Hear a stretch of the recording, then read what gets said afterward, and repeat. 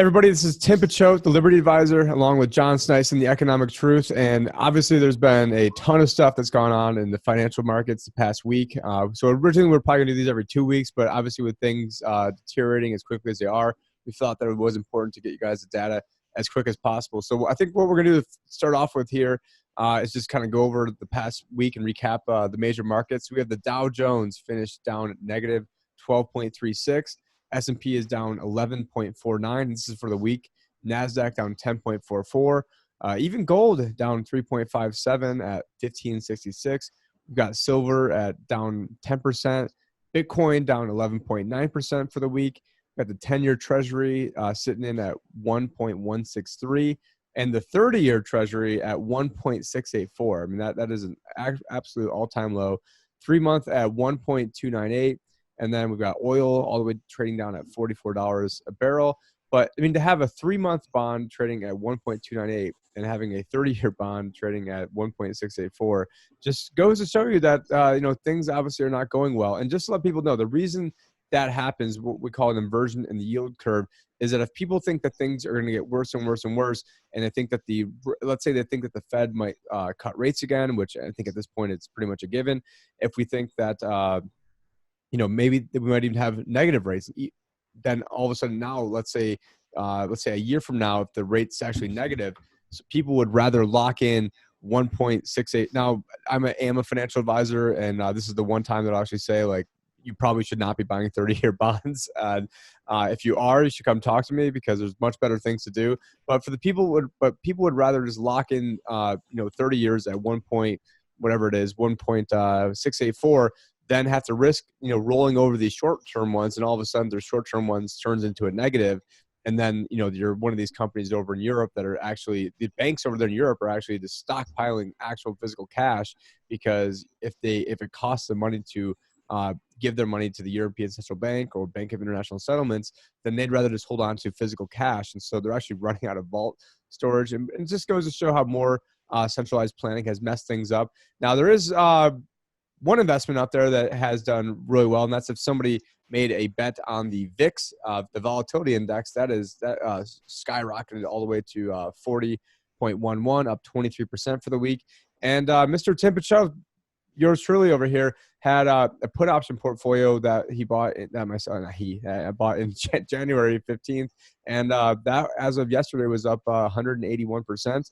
And what we used that small portion of the portfolio to hedge against the market. And so we participated with the market going up last year. On average, our core stock portfolio was up about 25%. And then this year, the spot checking clients are anywhere from about +4 to -3 year to date. And a lot of them have a lot of gold outside of the holdings they have with me. They have some Bitcoin outside of me. So if you actually count their full picture of their net worth, I mean, a lot of people are still sitting pretty, because in the grand scheme of things, Bitcoin still is doing pretty well on a year to date. Yeah, and gold is up 22% on the year. Yeah, and gold is up 22% for the year. So, I mean, a lot of our clients are doing really well. Not to make this big commercial, but we're taking a look. One of the things I saw yesterday, because John is always talking about the collateralized loan obligations, always talking about the collateralized debt obligations, which probably doesn't make him a big hit at most parties, but it's something that I like to talk about. But I was perusing the Bank of International Settlements website, because that's another popular thing to do on a Saturday night.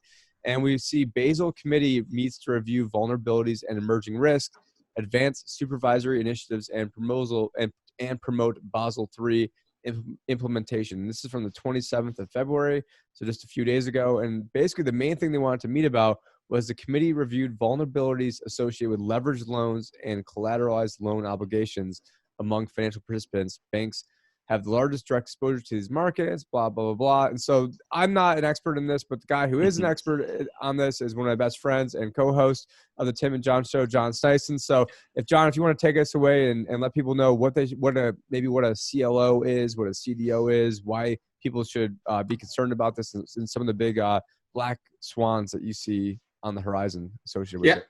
Yeah, 100%. So let me share my screen here, Tim. Just 1 second here. I'm going to get the screen share up and going, and then you guys can actually see here. So just hold on a second. No, wrong. we're not going to leave this meeting. Okay, so if you take a look here, for example, we got a report that just came out. Well, it came out and this is the report that came out for the first half of 2019. And it's what is the report called? It's called the Securitization Data Report, and it's by SIFMA, which is AFME, actually, Finance of Europe, and they're actually going through all of the information on the issued derivatives out there. And as you can see here, for example, you could see that the derivatives that have been issued here, you could actually see the European derivative is not even close to high issues as, for example, the American issuance here. You basically double here. We're looking, no, it's not a double, it's tenfold of what the European and we will have are. people who are going to be listening to this on a podcast, so if you want to even kind of let people know about some of the actual numbers too, in case by audio. So just to give you an example here, so just the first quarter of 2019, it was issued in Europe. They issued $32.4 billion. And when I say $1 billion, it doesn't sound like $1 trillion you hear about the derivatives. These are the underlying assets. These are the actual physical assets that get securitized, that are underlying to the CLOs that they sell for, mass market. That's where you see, the trillions come in. But the underlying assets was in the first quarter 32 in Europe, and then in the second quarter it was 60.7 billion. And for example, in the United States, it's as much as 364.7 in first quarter, and then 439.2 in the second quarter. Now, the trend here, Tim, is actually showing a downward trend if you look at the 2018 numbers. And the first time ever there was a downward trend in the CDOs. Remember the CDOs from back in 2018, that had underlying mortgages that, went belly up, the ninja loans, basically. So you saw those going belly up back in 2008. And what happened was that in 2007 was the peak. 2008, it just went lower and lower in issuance because they collapsed, basically. So what you saw is we were seeing the trend now that there's a downward trend that has been upwards ever since, as you can see here, 2010. Let me just go through some numbers here for our podcasters as well. So 2010, it was 1.24 trillion. Then it went down a little bit in 2011. It was 10.06. 2012, 1.60, and 1.56 trillion, and 1.19, 1.74, 1.86, 1.89. And now you're seeing a downtrend in 2018, which was the highest year of issuance so far of collateralized loan obligations. But then 2019 seems to be a year that's even going to be it's going to be lower for one of the first time. 2018 was the lowest year of issuance of these collateralized loan obligations. So it's quite interesting to see the downwards trend that is starting right now. I also want to show you something else here, which is quite interesting because this comes back to, remember, the Big Short movie where they're talking about the rating agencies and how the rating agencies, were all colluding with the financial institutions. Well, me and Tim on our last report, if you looked at it, me and Tim actually, it was very interesting. We went through the share price of Moody's, and that share price has just skyrocketed. Compared to the banks, for example, most of the banks are down. I have in my report, my 2020 global risk report, I have all the bank shares of the major banks, and almost all of them, except for Goldman Sachs and JP Morgan, was the only banks that actually have tick in share prices. Everybody else is basically lower or severely in the negative over the last 10 years. But this is interesting. So take a look at these stats here. In the issuance of AAA rated derivatives. This is insane, Tim, because even if the country has AAA rated derivatives, really the underlying assets from corporates and for everybody else should not be AAA. Like the nation is, looked upon as a AAA rated entity. And then everything else below that should be rated below that of the actual sovereign nation. So when you take a look at, like, for example, the U.S. is still AAA rated, which is insane. And half of all of the investment grade bonds, which is triple B and above, over half of the investment grade bonds are right at triple B. And there's certain stats that are out there, which I went over in my presentation that I gave down in Acapulco, which I highly recommend you guys check out.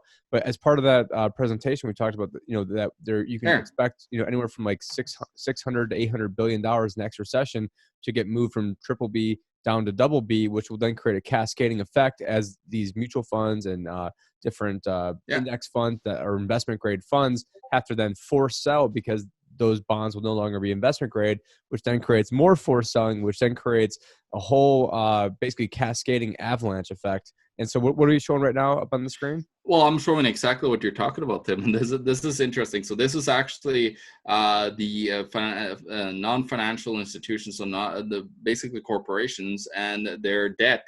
And if you take a look here, so we'll go to just 1 second here. So this is less than 1 year. And this is the actual credit rating for those corporates. And you can see here, Tim, what exactly you're talking. It's actually worse than what you're talking about right now. And these are S&P numbers, so Standard & Poor's own rating numbers. And that's the thing. A lot of times we paint a bad picture, and a lot of times it ends up being even worse than what we paint a very bad picture, and a lot of times it ends up being even worse than we say. And so, like, we're not even like fear mongering. It's literally usually we're not even painting the picture even as bad as we should be. But, I'm not over here sitting here fear mongering because I have made money throughout all of this, and I'm looking forward to everything going down to make even more money, because that's the best time to invest is when there's blood in the streets. But you've got to have cash to be able to do it. But you just can't keep everything in cash, or else that's what I like to call going broke safely. So sorry about that. I'll let you. Oh, no worries. No, it's interesting, Tim. So this is 2 years, of course, and you see there's basically zero A-rated issuances of corporate debt. And then if you go to 2 years, it gets a little bit better, actually, because it's probably more issuance of debt 2 to 5 years that are issued in corporate debt. But still, look at that big, massive, like even rated below triple B, which is basically rated as junk. You have almost 50% of the corporate issuance is junk rated here. And then you go to now we're at 5 to 7 years. So you see, the longer the years are here, the more the less likely the corporations are to pay their bills according to the rating agency's own numbers. And now here you can see we're basically, what are we at here? 50, 63, 70, no, 67. We're 70, about 70% of 5 to 7 years of junk rated. And then you go up to 7 to 13 years on the issuance. Like, now you can actually see the solvency. So basically in default, the triple C rated is now 10% of all that is already in default. And that's a serious problem. And of course, now we're above 70% here. And the numbers of junk rated, and the rest is triple B rated, which is just above junk. So and take a look at here, like, there's probably not too much issuance that are between 13 to 20 years right now. So you're looking at all of it that is issued is triple B rated, and then there's nothing on more than 20 years. Now, I just wanted to show and that is a very detailed graph. So for those of you who are listening, when John is clicking through and going through these infographics, everything is interactive. Everything is very intuitive. And that comes straight from your report, does it not? Yeah, this is my report. So my report is actually available for everybody that's on Discord or want it. It's so TET is basically, you go to my website, you go under my shop, and you look for the Global Risk Report 2020. And if you use my coupon code TET, so the Economic Truth TET, you get 75% off of that report, which is set at 99% because it's a lot of hours. I used 3 months to put together all this information, and I think it's highly valuable for most people that have investments to make sure that what kind of risks are out there that they might not be seeing, and then maybe not. I'm not a financial advisor, so of course this is just my personal opinion, and it says that in the report. But at least it will give you the tools to maybe take a look at what's happening and how that could potentially affect your portfolio. Maybe, make some changes based upon, the data, just the data that I'm putting out there, because this is just data from S&P, well, all the major indices out there, all the major rating agencies. There's numbers from Bank of International Settlements, IMF, everything. That's supposed to be, official numbers, right, Tim? So we all know today a lot of people are not we sort of trusting glossed over when we mentioned that the BIS was having this like emergency meeting on CLOs and CDOs, but the BIS of Bank International Settlements, it's its own country inside of Switzerland. So it's sort of like the Vatican, its own sovereign territory, diplomatic community inside of there. And it acts as the central bank for all the central banks. And so these are some very important guys and mainly guys. Jabba the Hutt is over there. Or, no, sorry, Augustine Carstens. Yeah, head of the BS. Yeah, let's cut to a video. And let me blow this video up. Let me cut to a video. This is the current head, which is actually, I believe it's the head of the Australian bank. I think his name's John Lowe, and he's going to start talking about how basically the unconventional is now the conventional, which is something we have heard before, but here it is coming straight from the mouth of the. Do I need to stop my sharing, Tim? I think I can automatically just override you. Okay, perfect. All right. You've been overridden. Okay. Let's see. Unconventional monetary policy tools. It is clear can you hear that through yours? I want to make sure I was. Okay. I can. All right, cool. that the innovations engineered by central banks in response to the great financial crisis played a key role in the global economic recovery. Yeah, the global standpoint.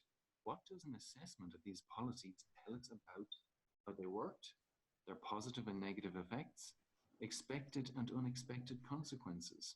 Oh, we've got nice soothing voices, so you can trust us. And just because we helped fund the Nazis doesn't mean that you shouldn't like us. Crisis created extraordinary challenges for central banks and required new policy approaches as conventional tools ran out of steam. Many central banks introduced unconventional tools like negative rates and asset purchases, having had limited experience with how they perform in practice. Well, the committees looked at research, central bankers, academics, and market practitioners for these complementary reports, which synthesize their views on the collective strengths and weaknesses. We have people that talk with such nice voices, but even though we help fund, literally 87% of their funding in World War II came from the Reich Bank being the bank that from the Nazis. And how did they pay them? They paid them their interest in gold. How did they get their gold? They stole it from the Jews. They stole it from rating it from everybody else around. But we have nice soothing voices. Yeah. We're just a bunch of nerds. Yeah, and actually Basel III made gold actually top tier 1 asset again, which it should have been all along. So basically, gold is money now. So what was the other one? Like the U.S., like the Federal Reserve note? Was that the other? No, the actual excessive reserves with the central bank, I believe, is also a top tier 1 asset, which is basically just digital fake money. Here's an unconventional monetary theory. Like, come on, yeah, print money. That's all you got to do. So for those of you on the audio right now, and if you are watching this on video, and for me personally, I watch very few videos, and mainly everything I do is listening and auditory. So this is available too if you guys go to the website, and we'll probably have the links down below. But if you go Tim Picciott, the Liberty Advisor, and right now almost everything I've done has been on audio as well. So John was having fun with his money cannon, shooting it at the camera, and I guess that's almost more just like a regular conventional thing now. I mean, that's this old. Well, yeah, exactly. News. It's kind of old news. So sorry for that, Tim. They don't even call it. And then now it's not money printing because that's what we say it is. But even with this, I mean, the Dow falls 350 points Friday to cap the worst week for Wall Street since the financial crisis. And when you think about this, at the very end of the market, it's just complete whipsaw. They're trying to cut in. They don't agree with you, Tim. Okay, they're trying to tell us what's right. Shut up, CMBS. So that's CNBC that was playing. Then we got other headlines here. CNBS. Yeah, I've been on the CMBS train for a while, but yeah, we got ex-Fed Governor Warsh sees coordinated global central bank action soon in response to coronavirus, and I'll be shocked. I'm actually somewhat surprised that we haven't seen more action. Like, yeah, we did see the Fed. Where is it? Somewhere on here. The Fed came out and said that they're going to do whatever it takes, but even with that, the market basically just completely just shrugged that off. And now let's go to the pre-market action over here, see what's going on in the pre-market. So we've got the S&P 500 showing a slight down. I mean, basically it's flat, but negative 2.82 implied open. So well, that was the same. That was the same as it was last time, wasn't it? Just a slight down.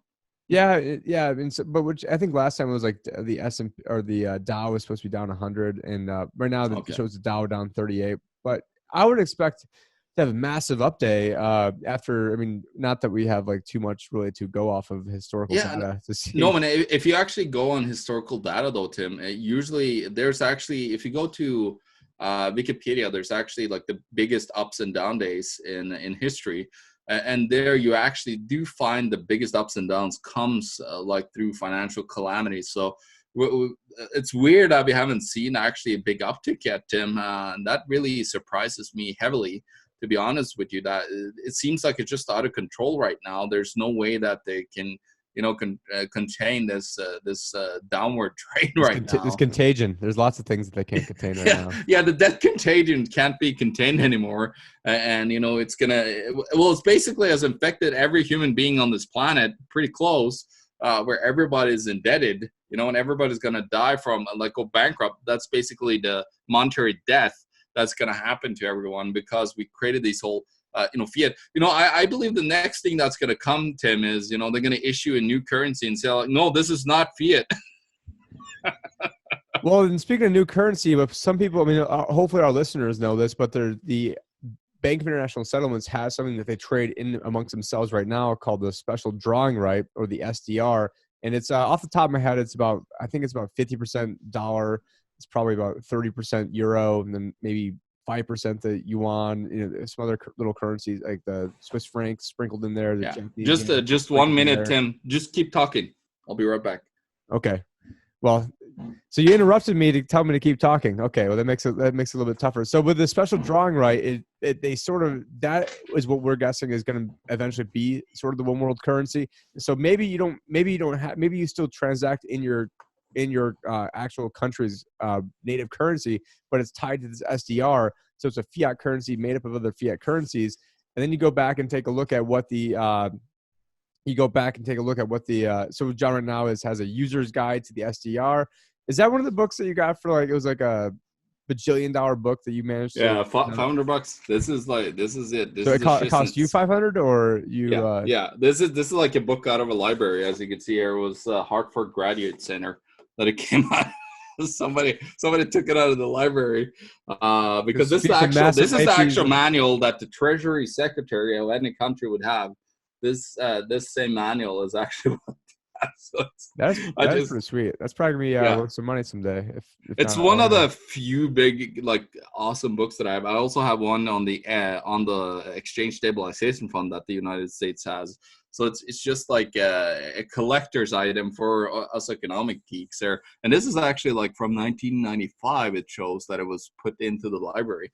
So it's very, very interesting. But Tim, I just wanted, because we kind of interrupted a little bit into what we were talking about with the derivatives. I don't want to know if you want to let me just get a little bit back into it quickly before we kind of put an end to talking about all this derivative stuff. Because I think that there's a couple more numbers that we need to go through here quickly before we kind of end the whole, derivatives are insane in the first place. But we can talk a little bit more about the derivatives after this. I'm going to show you a couple of more charts. And here is one chart that, of course, indicates what I showed above, which shows the speculative grade rated versus the non-speculative grade. So you can see deterioration in the underlying collateral and the actual valuation of it. So you can see there's only investment grade now is 21.41% of all issued debt in 2018. And it's, down from right in 2010, which was the year after the financial crisis hit its worst, the investment grade was at 72.73%. So you can kind of see a massive, collapse here in itself. And then if we go down here, Tim, we're going to show our viewers a chart that's just going to really, actually, it's the same chart as the Federal Reserve had on their website.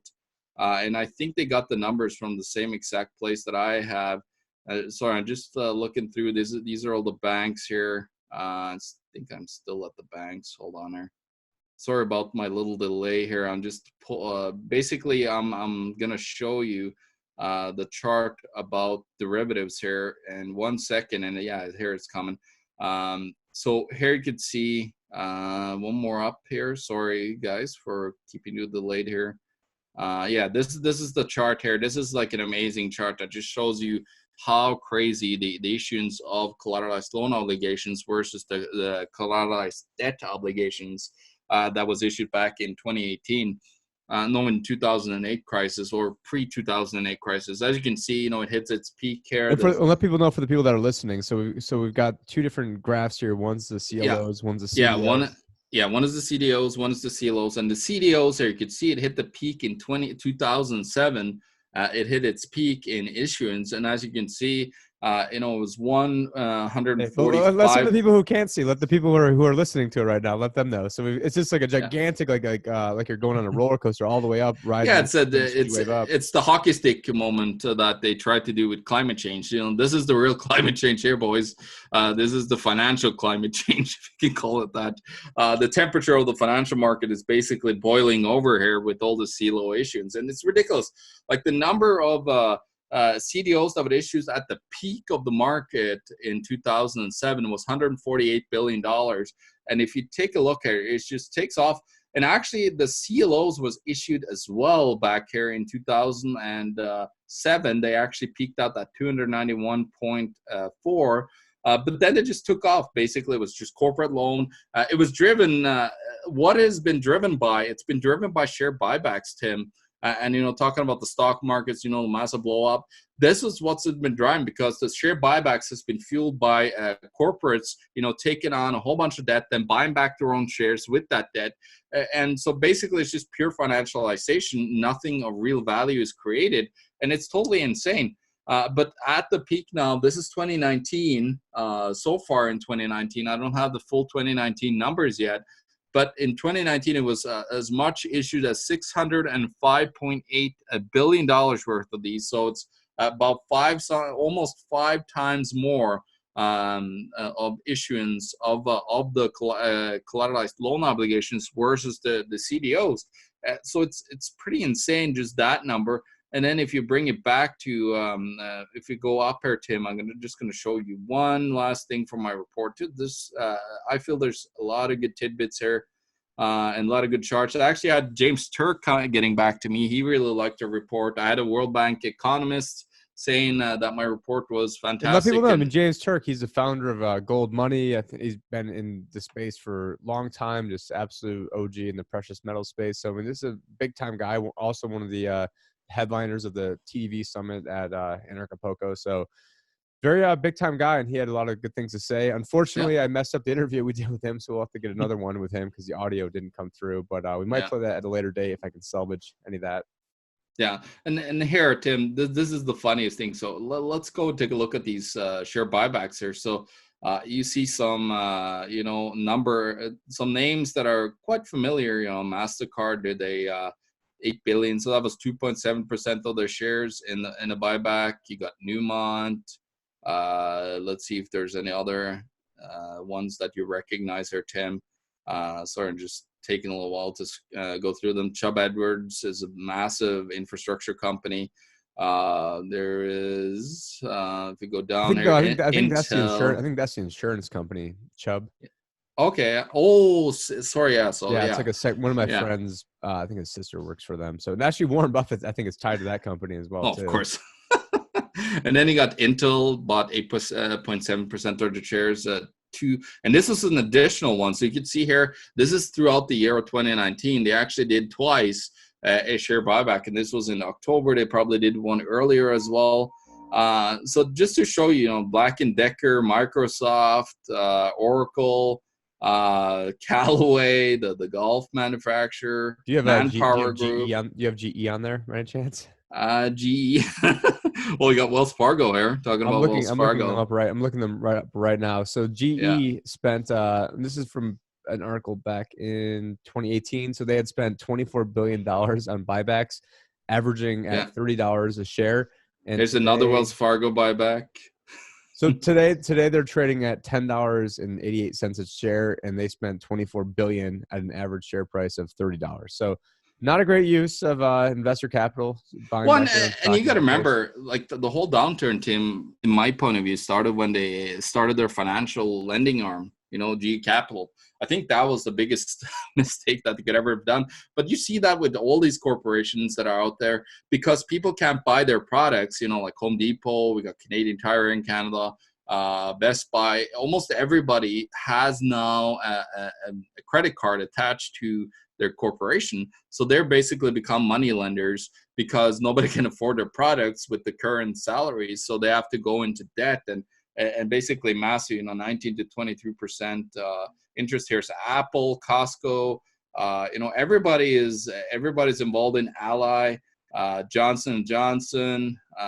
So yeah, Best Buy. At this point, it'd probably be quicker to name the big S&P 500 companies that aren't doing massive share buybacks, because basically they all are. And that so kind of like at a higher level, what's going on here is that let's say you make $1 million a year and you have 1 million shares outstanding. So right now your earnings per share would be $1. So you're making $1 million, you have $1 million a share. So you take the amount you have outstanding versus amount of shares or amount of money you made, you got $1 a share. Now let's say you still make $1 million, but you were able to buy back 10% of your shares. So let's say there's 900,000 shares now instead of having 1 million.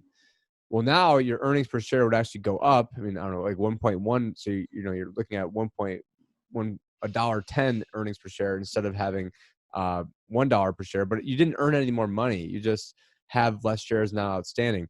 And I made a joke about this the other day on another podcast I did where I was saying, yeah, it's sort of like like in Bitcoin, it was a crypto podcast. I'm like, it's sort of like in Bitcoin, I guess, when you have Peter Schiff, when he ever loses his password, and now all of a sudden all those Bitcoin are now gone. And so now it would technically relatively make the rest of the Bitcoin market even more scarce. But whenever we can make a kind of rib on Peter Schiff, we like to do that. Even though I do agree with a lot of his economic analysis, just not necessarily how to trade it, and obviously nothing on the crypto side of things. No, and that's where actually James Turk, he does promote crypto and buying crypto because he understands it. He is actually one of the old guys that actually have looked into it and taken some interest to it. And but then again, gold money though, they don't actually really take I believe they use BitPay, and so if you, let's say, give them $10,000 in Bitcoin, they're actually then turning around and then selling that and then getting the fiat, which is actually a smarter way to do it if you know your clients do have Bitcoin, because you're paying a lot less than you do on a credit card. It's instantaneous, just a much better way to do that. But also his portfolio that he was showing when he did the presentation had I believe it was like 5 or 10% crypto in it. So actually he is promoting holding crypto as well, on top of buying their gold, which again I'm not a big fan of gold that is traded with something.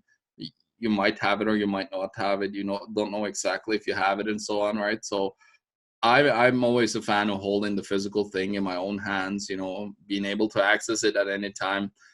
There might be storing it in some gold vault, but still even if you've got millions of dollars or hundreds of thousands of dollars, I mean, especially in silver, I mean, it's very hard to hold on to hundreds of thousands of dollars of silver without worrying somebody coming into your house and breaking it. So I mean, it's not there's pros and cons for everything. So that's the thing 100%. To understand with all this stuff.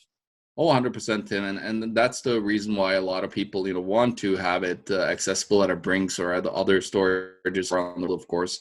I think Gold Money, they have like Toronto, they have Singapore, they have something in New York, I believe. So they have it spread out. But Tim, I just wanted to, before we get all done, I still got some interesting CLO stats here, and these stats are actually from none other than the Federal Reserve's own website here. As you can see, it's the federalreserve.gov. Website, and who owns U.S. CLO securities is the article there. And as you can see here, this is very interesting. So you have the top holder of it. It's actually insurance companies. Tim, being an insurance company, isn't it being very conservative the most important thing?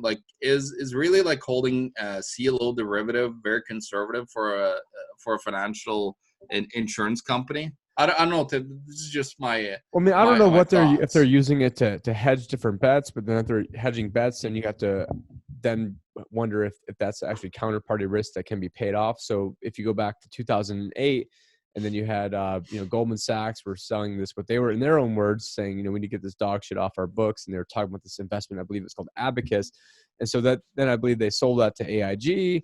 And then then they went and then bet against the same thing that they sold to AIG. And then AIG, when they went under, then couldn't pay Goldman Sachs. But then luckily the Treasury Secretary at the time, Hank Paulson, was former Goldman Sachs. And then he was replaced by Timothy Geithner, who was very close with Goldman Sachs as well. And so then essentially AIG got bailed out, so that way they can pay Goldman Sachs. And then we helped get Trump into office, so then that way he could then surround himself by people from Goldman Sachs, like Steve Mnuchin, who's now the Treasury Secretary, who also is now part of the new coronavirus task force, and along with Larry Kudlow, the chief economic advisor, are two of the key guys in the coronavirus task force. And everything they're doing is just engineered to try to game the stock market, going up and up and up. But everything is good money after bad. It's funny. Speaking of good money after bad, I'm actually looking at Drudge right now, the Drudge report, and it's saying that Tom Steyer spent $3,373 per vote and earned 0 delegates. So maybe he is pretty qualified to be the next president, because here he is wasting all that money on. And I guess speaking of wasting money, you got Bloomberg up there too. Mini Mike spent $500 million to go to his own roast and get absolutely nothing accomplished. And we did have also Joe, just kind of getting a little bit sneaking in some geopolitics here. Joe Biden ended up winning big yesterday. I think he got 49 or 50% of the vote. I think Bernie Sanders was at 19. I'm just trying to scroll down here. Yeah, 48.6 for Joe Biden, 19.9 for Bernie Sanders, and Tom Steyer at 11.3. Which, and then I also saw something where the African American vote for Biden was huge. It was 40, 50%. Even though he's the guy who basically helped author the 94 crime bill and the 94 drug bill, which, essentially devastated the Black and minority communities. But, hey, he was with Obama. So that's, I guess, everybody cares about over there. And so what do we got pulled up over here on screen? Is it Deutsche Bank or is it? Well, so this is interesting. This is, remember we were talking about the actual, you were talking about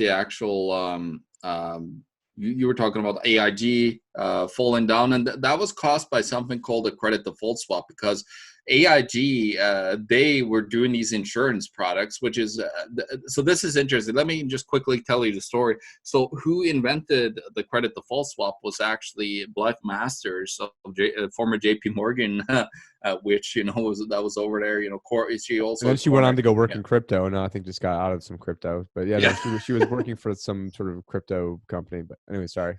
Yeah, no, she's a really evil lady, and but the reason why it was called a credit default swap and not credit default insurance was because they wanted to not go under regulation of insurance or being a part of insurance. So basically, they created the credit default swap being a insurance product, but now instead of you just insuring your own thing once, it's basically. A CDS is basically 1,000 people insuring my house, and then it burns down, and the insurance company doesn't have the money because over 1,000 people insured the one house. And that's what happened with the CDS. And here, I'm just showing you, this is from Europe. This is the Boursorama over there. They have all the derivatives tradings of all Europe. But this is the Deutsche Bank 5-year credit default swap. So you could buy a 5-year credit default swap. It costs whatever they call it, basis points. That is the cost to actually insure it. But here you can see it actually peaked. This is back in mid 2019, but it was also all the way up back, I believe in 2018. It hit 250 or something. Now, of course, it's very little risk, but suddenly you're seeing to see the peak up in risk here again of this credit default swap. So it's starting to cost more again to actually insure against Deutsche Bank failures, because Deutsche Bank went up in price, but now the problem is they drastically went down in price again when you had the whole collapse, which, the German stock markets, well, what are they down now? Let's have a quick look here. The German stock market, the DAX, is down about the same as the United States Dow Jones. It's 12.44%. So it's very heavily, it's getting, of course, hit. A lot of it is the industrial side, because Germany, like the major corporations there, like Bayerische Motorwagen and Audi, and all these guys are very reliant on Chinese investments. But if you go and take a look here, so you look at year-on-year return, you'll find, let's see here, if we go down, here's Deutsche Bank here. So Deutsche Bank hasn't lost too much, but they were all the way up at 10 euros per share here, but now they're down at 7.88 again. So they're moving downwards again. They're actually starting to get in trouble here, I believe, because I think the technical level was 6%. Six euros. So here, let's pull up the chart here, so just can show you how the share price is.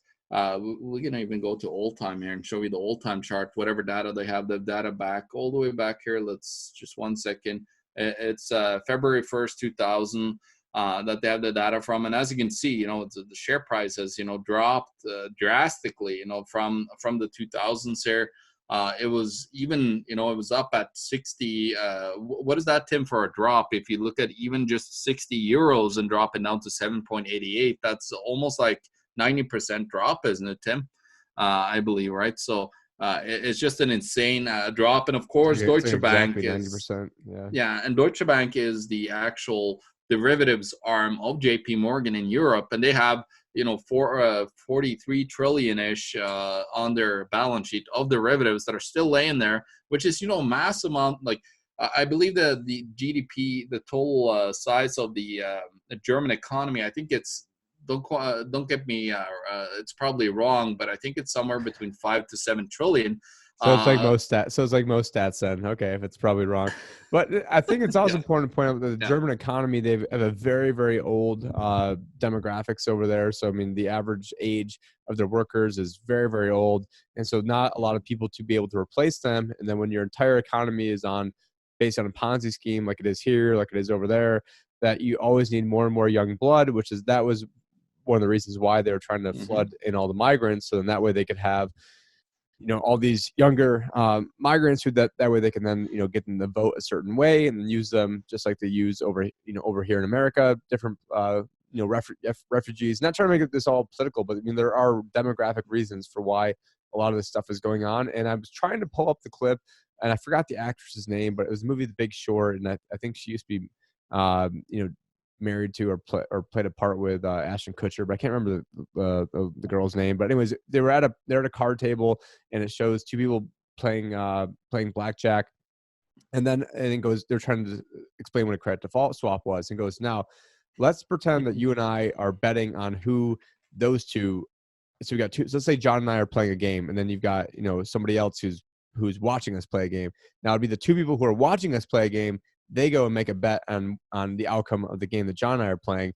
And then you have people who are making bets on the people who are making bets on the outcome of John and I playing a game. And then you got people who are making bets on the people who are making bets, the people who are making bets.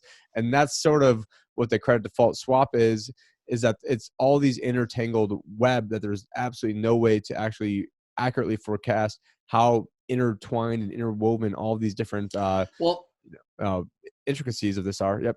Yeah, Tim, in 2013, the Cyprus bank failure, Larnaca Bank and Bank of Cyprus, that was actually a derivatives bet that they used credit default swaps to bet against the Greek debt. But then, of course, the Greeks got bailed out by the ECB. And talking about corporations, because we're talking about like corporate debt here, that's the CLOs, that's the underlying assets in most of the CLOs. And just take a look at this is the ECB's balance sheet here. And if you take a look, the number is just ridiculous in the amount of, hold on here, it's called AC, so securities of Euro denominated residents. So basically resident is also a corporation because corporation and person is the same thing, right? So you can see they hold $1.16 trillion worth, and you can see a massive buy up of these debt that are, the whole Eurozone has not grown at all. And you're seeing, of course, the banking system there, especially Deutsche Bank, Commerzbank, Societe Generale, ABN AMRO, You see Banque Populaire, you see Unicredit, and all these banks around in Europe are really struggling right now. And you've seen actually in Italy is one of the worst, actually, where they're doing a whole bunch of bank mergers. But the thing is also, Tim, as you said, the whole demographic cliff, we have that in most modern Western countries. And the problem is that even on top of, having more people needing to feed into the system that you're saying, who's going to buy the assets that they need to sell off, the baby boomers to retire, Tim, as well? Think about that, right? So that's another thing, who's going to buy the houses that are super overvalued at, I think it was somebody saying that the house is now 14 times more expensive than it was back in the day. And of course, salaries hasn't increased 14 times. It's been a lot more stagnant than that. So you're seeing a lot of big problems around the world with these demographic issues that are underlying. And of course, those create, on top of that, create pressures, that are deflationary to the economy. And deflation, you can't have that with any central banks around the world, Tim, right? So it's just we're in a death spiral that is, fighting again. It's like two tectonic plates. We got one, I'll get you to your book there, but it's two tectonic plates. We got deflation and inflation, and they're just, pressuring on each other. And suddenly you get a 10.1 earthquake that's going to, eviscerate the earth, while, it's either of them is going to win. And I believe inflation will win, because Ben Bernanke in 2002 said that, we can, understand that always the printing presses will win. As long as the tectonic plate sends California into the ocean and gives me some beachfront property in Arizona, then I think that'd be a big win for all of humanity if California just actually, but hopefully not in 2 weeks from now when I'm going to be out. Well, poor G. Edward Griffin. Our big guy, G. Edward Griffin lives in California. Come on, you can't be that evil. Poor guy. You know what? He could take. He's about 88 years old. He could take a hit for the team if he's at that. I mean, there's enough. Now Tim is getting really terrible. We should probably quit right away, because Tim is But anyway, speaking of demographics, here's a book I read a while ago called The Demographic Cliff. And, essentially it goes on to say, the average person, at least in America, spends the most in their lifetime at age 46. Take a look at the baby boom. The baby boom was from 1940s. I believe it was from where was it? I think it was from 1942, I believe, is when it first started. Yeah. So, I mean, it was 1946. And so if you add, 1946, and then you add 46 years to that, you get 1992. That's right when Bill Clinton was coming into office. And so essentially Americans were hitting their peak spending. A lot of the spending was that a lot of the economic boom that we saw was not only because of the invention of the internet, thanks to Al Gore, obviously kidding. It was really Joe Biden. Joe Biden is responsible for everything that's ever been done, if you've ever listened to any of the debates.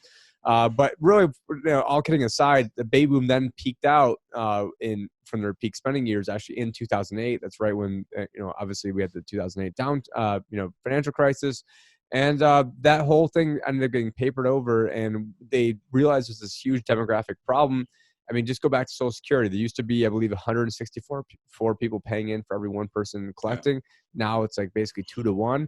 And so eventually it's going to be 1 to 1. And I was, sort of in jest saying this. I'm like, well, maybe all the coronavirus could be a good thing for the economy if it only kills off 70 and 80-year-olds who are trying to get Social Security, because then that's like the only way we can fund this stuff. And I mean, guys like Bill Gates say this stuff, and they get cheers on TED Talks. And so I'm just trying to make some gallows humor out of what's going on. Obviously, I love G. Edward Griffin, and he's I've mentioned him probably 10 times a day, and I've got his book signed behind me, and he's one of the main mentor and all. I wouldn't say not like direct mentor, but one of the guys who I reference the most. But anyways, hopefully it's just, I guess he's not Southern California though, is he? Is he more northern, middle? Well, he's more up in the he's more up in the mountains in Paso. That's what. But we're talking about LA. He also lives in Thousand Oaks, though, which is right by LA, unfortunately. So that's his main residence. Well, we'll get him off in a helicopter before that. We'll go and grab him. But as you can see here, Tim, if anybody's paid attention to my hat, I don't think we talked about it, but we were talking about what a lot of people might call a black swan event. But the thing is, like, a lot of these black swans are totally predictable as well. I think the CLOs and everything has just been a massive buildup of unsustainability. And of course, it's going to come down really hard when it does happen. And when nobody's going to be able to get their collateral up, because if the collateral dries up, the underlying collateral in these things, dry up, there's nobody that could pay their debt anymore of these corporations because they're zombies already. And then suddenly you get the coronavirus hitting now. Well, and just think, there's the Bank of International Settlements. Here they are meeting on this week where all hell is breaking loose. And what are they talking? They're talking about the stock market. They're talking about the bond market. What are they talking about? They're talking about CLOs. Everything is just fucking collapsing. And that's the one thing that they're talking about. And that's the one thing that John's been screaming about. And to his credit, I haven't really been talking too much about CLOs. I'm talking about the corporate debt, triple Bs, and how. But which is underlying, like that's the underlying of the CLOs, right? So there's like 20 different black swans that could be unleashed at any time. And the real black swan was the coronavirus that then was just help expedite all the other. Basically, there's an ignition switch to all these others.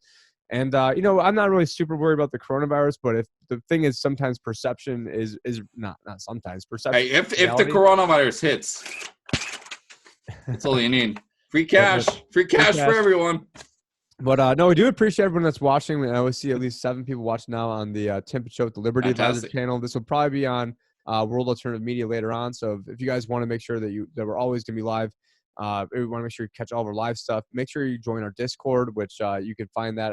You can also find that at the Tim Picciott, the Liberty Advisor. We'll have that linked in the comment section or in the description below. Because John is pretty active on there. If he wants to, are you sharing the screen right now so you can show people? As you can see, this is our Discord channel, so you can kind of see like we actually. There's somebody new joining right now. Fantastic, Anthony, welcome. That's great news. As you can see, we've been discussing. I'm just going to go up here. We've been discussing shortages that are starting to happen in the United States where people are panicking. I'm getting a lot of Facebook commercials for mouth bands now. What do you call mouth masks now? For the coronavirus. Like the N95 mask. Yeah, they're selling that like crazy right now. And they're trying to push that on me, of course, because I've been posting a bunch. Let's go to the article section too, because that's where so this is like you could see we've been talking here and been discussing what's happening with S&P, what's happening in markets. But this is the coolest one. So me and Tim, we are always like almost every day, I would say me and Tim are. Now this is a little bit different. Now of course it shows this one. So most of the stuff is all financial geek economic stuff, but this one I put there because I thought it was funny. And it shows that there's 119 people that are quarantined in a brothel in Spain because I guess one of the female talent got diagnosed with coronavirus, and so somebody's unlucky. They're in place. So I'm sure there's a lot of guys who are in pretty big trouble right now. Who? That's terrible. How come Daddy didn't come home? Oh, he's locked in. And so what we do? So I getting sick of Facebook and different social media sites, and so when I go through, I save something, I save it to Evernote, then shoots it over to this article section of Discord, and John is probably shooting over 20-30 things a day. I'm probably shooting over about a dozen or so, and then it also creates a repository where we can then see what things later on, and especially inside my own Evernote, so that way I have it, because a lot of these things, Google makes it so that way you can't even search for things anymore, because the things for sure. So this is perfect, actually, having that. We basically have a massive archive that you can search up. You could search up all the way to the back if you want in this archive, and it's fantastic. So you could see all the articles. We could pull everything up. Actually, I was scrolling at him. Look at this article that they're just trying to pull through now in legislation in Australia, which is insane. They're banning cash. They want to ban physical cash payments over $10,000 in Australia, which is just getting crazy. But this is what they want, though. They want to ban cash because if they can ban cash, they can go negative, because now everybody's stuck in the banking system. None of our money is ours anymore, and the banks control every single social credit. Then they can tie it with social credit, and then at that point you're checkmated. And then I guess they also need the guns too, but they're trying hard in that one too. So 100%. No, it's those two things. It's like cash is actually privacy right now, even though that you might hate, we might actually hate the whole system itself. And this like fiat currency, but still cash actually provides privacy for people, because it can't be really tracked at all. And we mentioned that the big banks are over in Europe are hoarding cash and buying out all the vaults, because right now they have to pay money if they keep their cash at the bank or the ECB, Whereas if they just have their own warehouse, they have to, there's embedded cost of that too.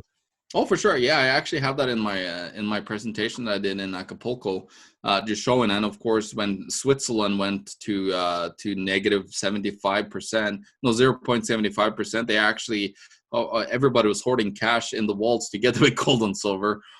So it's just like unintended consequences that they don't really want to have happen.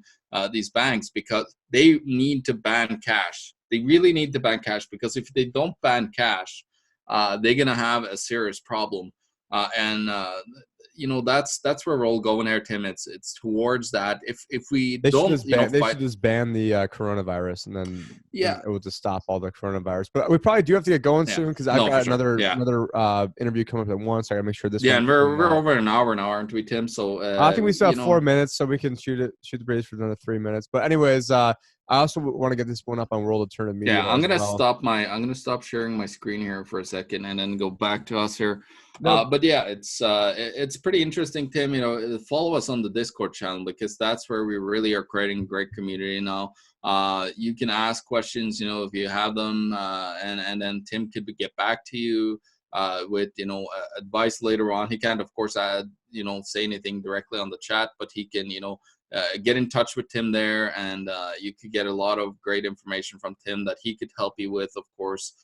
So it's a great way for everybody to stay connected. And of course, a lot of the people that are connected on there too also are super interested in talking money and economics. So we're kind of creating a community of like-minded people there as well that really wants to understand money and economics. To then, we got some bigger name people already in the community. I mean, like Anthony Blanchard's in there. Yeah, and then we got Chris Karabatz, of course, is a great guy, a fantastic guy as well. I think we're trying to get on.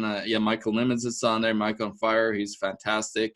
And then we got actually a fantastic Forex trader that I know, a young guy from Russia. I don't know if he's watching or not. Sergey, he's just I don't know. Is he the stock barracuda, or is that somebody? No, that's he's actually Real Talk.